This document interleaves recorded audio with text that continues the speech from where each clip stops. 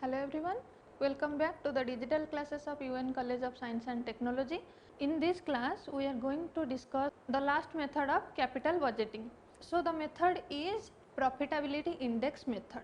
The method is also known as benefit cost ratio, and we all know that this is the last method of our time adjusted method. This method is known as benefit cost ratio as it is the relationship between the present value of cash inflow and the present value of cash outflow. Okay.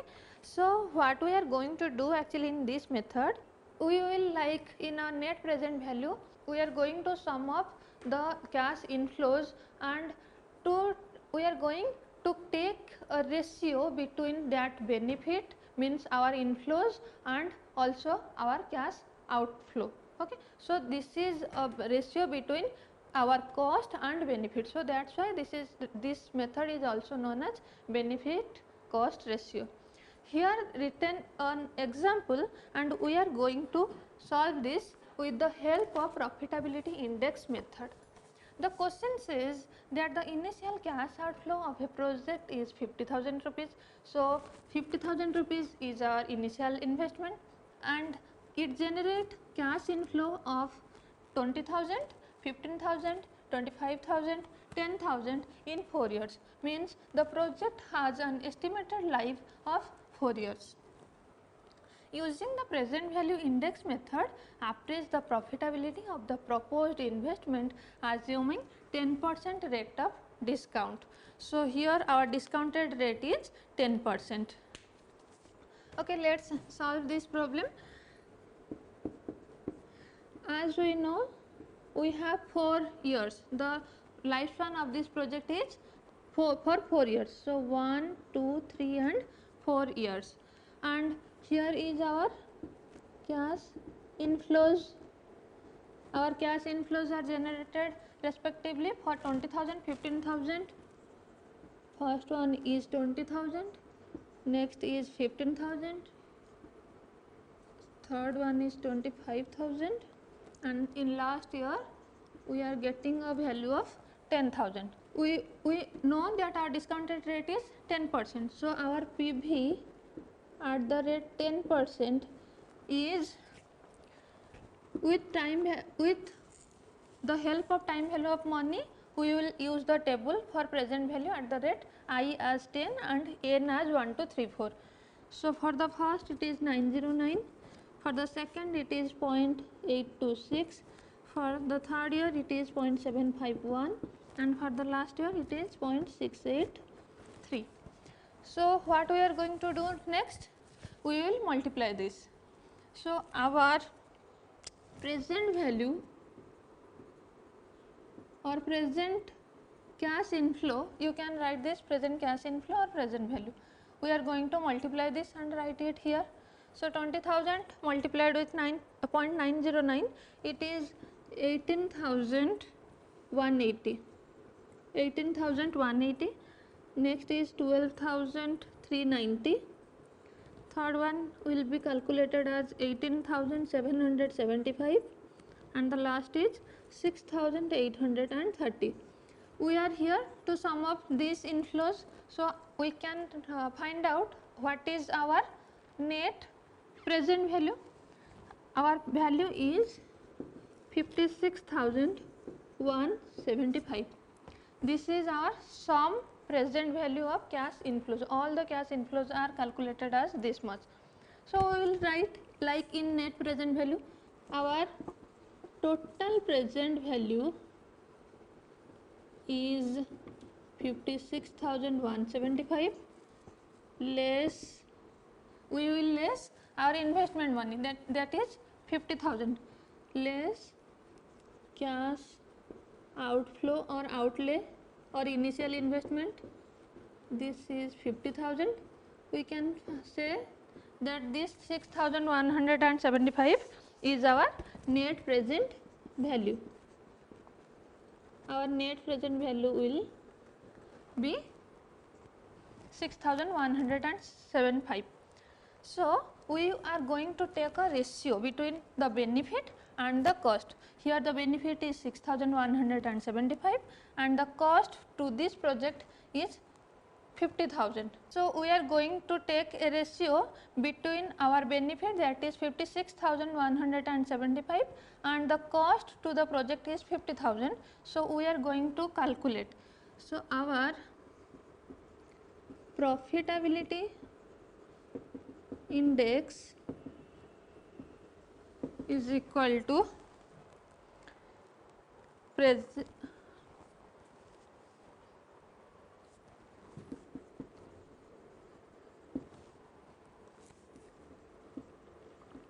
एपटू लिखले देखा तो सुशील भाई एपटू दुसुची तो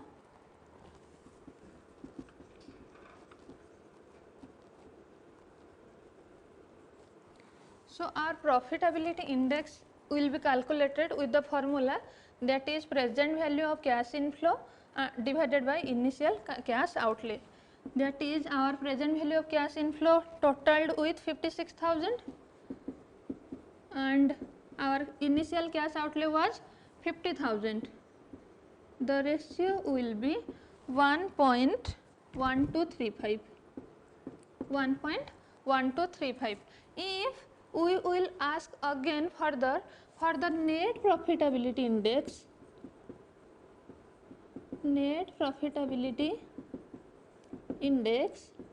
our net profit is 6,175.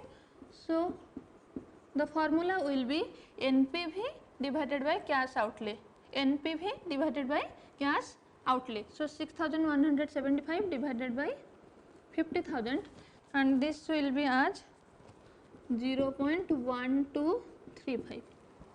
Okay. So, this extra digits after the decimal point is our net profitability index.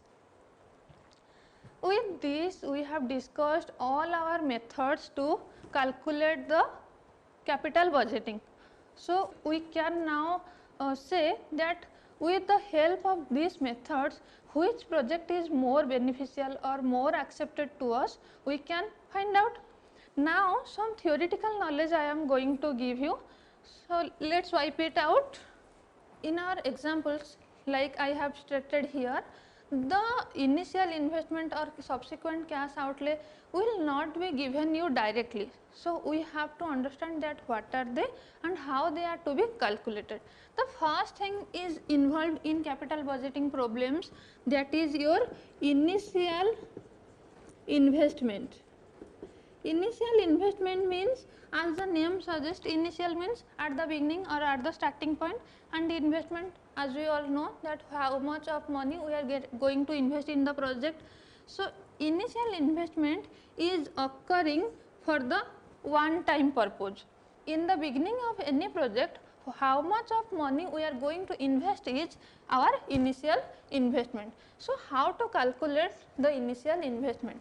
It can be as the cost of the fixed asset, like if we will say that for the project we have to take a building, we have to take separate machine. So, these are our fixed assets. So, for example, suppose our fixed asset cost 5 lakh, but we know that if we will take a TV or a computer or anything, we also have to take an extra cost, to occur an extra cost, that is our installation charge. Means someone will come to our home, fix their TV in the wall or fix that computer or desktop in our home. So, for that they also charge some extra money. So, it is not only the cost of fixed asset, also the cost of installation charges. So, I will add the charges of installation, okay. And with this, if I will say that I have one old computer, okay, I am planning to buy a new computer, but in my home there was an old computer. So, I can sell that old computer, and with that money I can buy the new computer.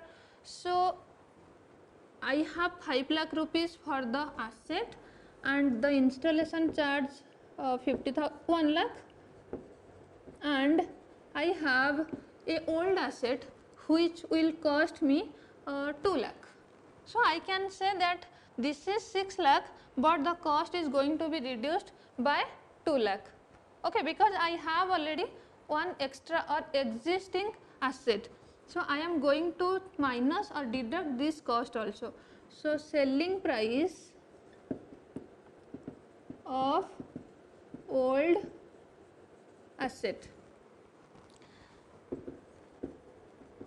Suppose we have the old asset worth 2 lakh, and when we will sell this 2 lakh rupees asset, obviously government is there to charge the tax. So we can also deduct the tax amount, or if there will be a loss in this selling price of old asset, we can save a tax percentage.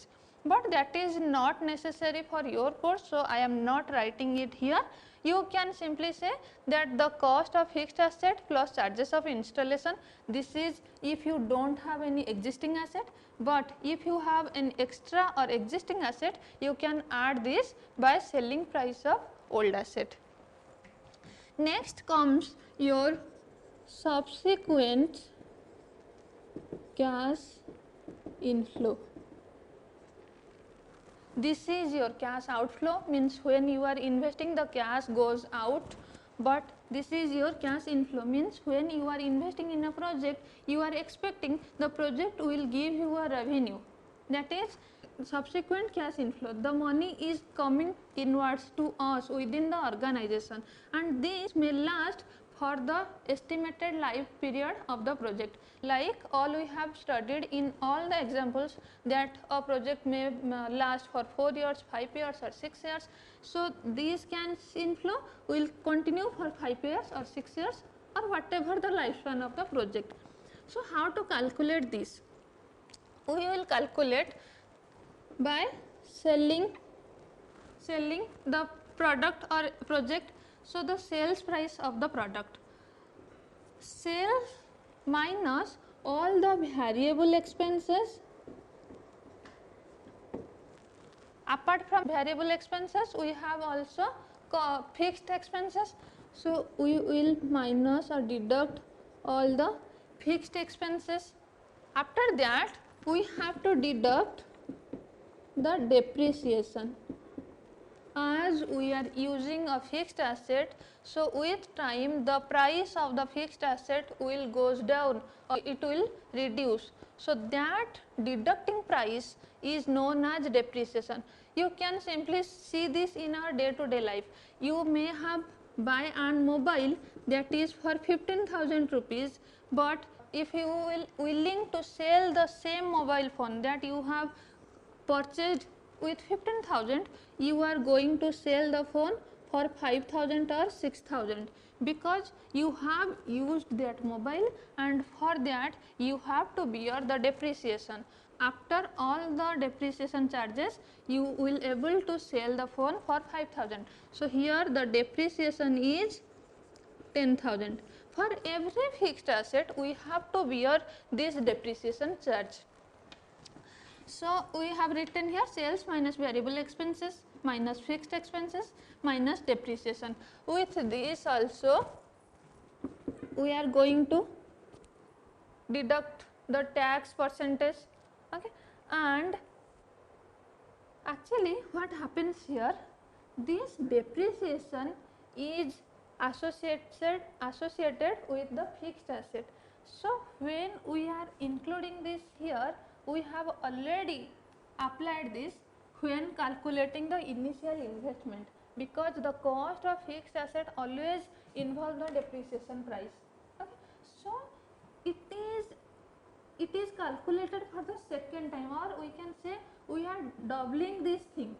We are calculating this depreciation only for the purpose of giving a less tax percentage to the government. So as this is unnecessary, or as this is for the second time, this is not the exact way. We are also again going to add this back. So you may ask that if this is minus and this is again plus, this plus and minus will be cancelled. So what is the necessary? Actually the necessary is only because this tax, if we will not deduct, then the tax will be high, and for this purpose we first calculate this. After giving the tax we again add this. Okay. And next is, so this will be given in another way in your book. This can be written as the net profit, as the net profit. Net profit you have studied in your financial accounting. Okay. So in accounting you have known that all the expenses and incomes, debit and credit, have to be balanced, and here it is your net profit. So for this net profit you have gone through all the indirect and direct expenses, and there you have already minus this depreciation charge. So net profit last from sales to your tax percentage, because you have deducted your depreciation and this is your profit, and again you will minus tax, that is for 40% for example, or else you take it as 50%. So after that you have got your net profit. So maybe sometime the net profit will also be given in the question. You have simply to add the depreciation to it. Okay. This net profit can sometime be written as earning before interest and tax. EBIT is also known as earning before interest and tax. So EBIT plus depreciation. And sometime we have to add one more element, that is your interest. If you are running shortage of finance, sometime for the purpose of investing in any project, you may have take loan from the banks or from any other. So for that you have to give them interest, but this interest will not be calculated as 100%. It will be calculated with the effect of tax rate. And how that will be calculated? Takes an example. This is your 10,000 of profit or EBIT. Your EBIT is 10,000 rupees. First you have to give the interest. Say your interest is 1,000. So now your earning before tax is 9,000 rupees. Now you have to calculate minus your tax percentage, that is, let's say 50%. 9,000 ka 50%, that is 4,500, and you have your profit in your pocket. This is known as earning after tax or profit after tax. This is your 4,500. Another example, your EBIT is same as 10,000, but you have not take any loan or you don't have to pay any interest. So this will be 0. So your earning before tax will be same as 10,000 because you don't have to pay any interest now, but you have to take tax, that is 50%. So 50% of 10,000, that is 5,000. Now you have the money in your pocket, that is 5,000. See something, here we only alter or change only one element, that is interest of 1,000. It is written here but not written here. So the profit should differ from this figure to this figure with 1,000 rupees, but the changes is only 500 rupees. Here it is 4,500, it is 5,000. The change is only 500 rupees. If we did not mention a element of 1,000, how this put an effect of 500? Because as we deduct this 1,000, tax also changed from this to this. So we can say that tax is always not calculated 100%. In case of we are paying an interest, we can say that this 500 rupees saved as the interest percentage. See, 1000 rupees interest with 50% tax, that is 1000 and 50%, that is your 500. So, when we did not take any loan, we save the tax of 500 rupees. So, likewise, if we have taken interest, we can calculate that is 1 minus tax percentage. This is how you will calculate your cash inflow. All the examples we have done, the cash inflow have already stated there, but in the further examples you have to calculate your cash inflow with this formula. EBIT will be given, you have to add the depreciation back, then if there will be an interest, you have to put the interest with tax percentage and calculate your cash inflow. Okay. And the last one, that is terminal value. Terminal value means when you have to end your project, what value you are getting. So, if the project have 10 years of lifespan, at the end of 10 years, means for 9 years you are getting this cash inflow, but at the end of 10 year, on the year of 10 years, the value you are getting is your terminal cash flow or terminal value. This can be calculated also as the scrap value,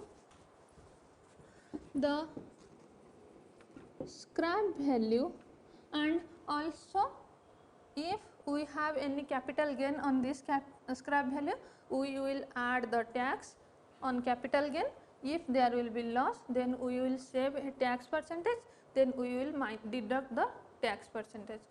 But tax is not actually given in your syllabus, so I am simply writing this. The terminal value will be your scrap value of any value that you are going to receive after the end of the project. Okay. With this, I am ending your capital budgeting chapter, and I hope you have cleared all the doubts, and if you have any doubt, you can write it in the comment box. I can solve it there. Thank you.